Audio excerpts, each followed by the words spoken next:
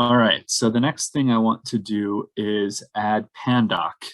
And we're going to use Homebrew to install Pandoc because that'll make things a lot easier. So I'm going to run brew install Pandoc, and then I'm going to add a space, and I'm also going to add another package to this command. So I'll do Pandoc-crossref.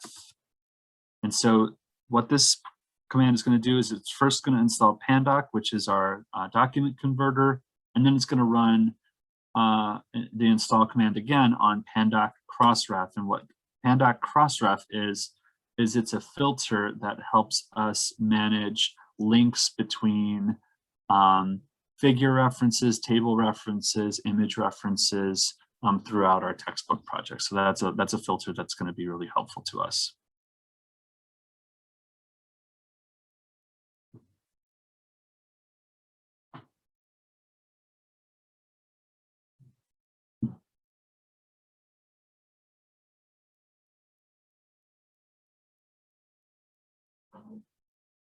All right, so now these are, the installation was finished, so I'm going to double check to verify everything's installed properly. So Pandoc version gives me the current version, which is 2.4.0.1. That's good. I'll do Pandoc-crossref version, enter, and then it gives me a version number. So both of these are now finished.